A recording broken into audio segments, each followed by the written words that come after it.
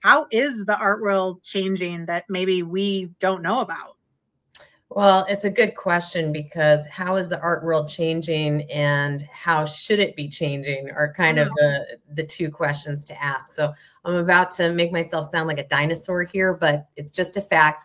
When I started in this industry about 30 years ago, the model was very different. And I think it's still kind of what we think of when we think of traditional art galleries. There's a white box kind of model where you have this very austere setting, usually in a major city, and you have an exhibition of one or two artists. The exhibition stays up for 6 to 8 to 10 weeks of this one artist or two artists, and the gallery promotes that artist and represents them exclusively.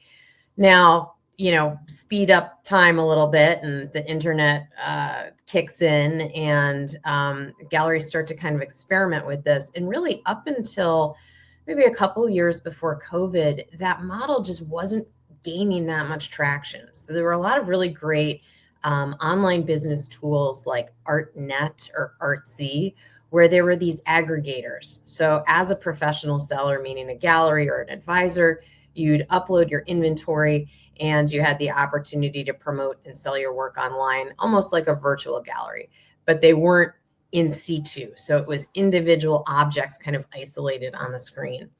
And the general feedback around that was that people just didn't feel comfortable buying art online. And there was this very distinct value threshold with what people did feel comfortable with. And at the time, again, pre-COVID, maybe this was 2015, 16, it was about $500.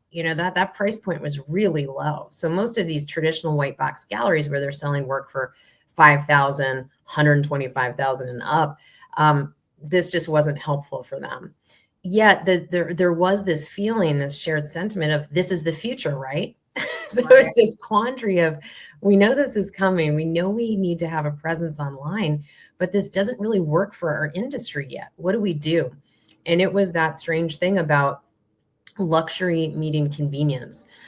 Do people want and can they have that luxury experience online? Is it possible to create that somehow in a remote way? And so I think that COVID played a really critical role in kind of speeding up that process where all of a sudden we didn't have an option. People Right. couldn't go into a Louis Vuitton store and have that bespoke experience and speak to a consultant in person and touch the leather and pick up the handbag. And so they were forced to kind of adapt that to an online experience. And some industries did that much better than others. I'd say the gallery world was kind of about it, but it did force us to come up with this tool called we were calling it the OVR, the online viewing room. And so that's really where you saw the gallery as a physical space then turn into this sort of like 3D experience online where you could see the exhibition, walk through it, you could turn, face a wall, see the painting, you could see it above a couch, that kind of a thing.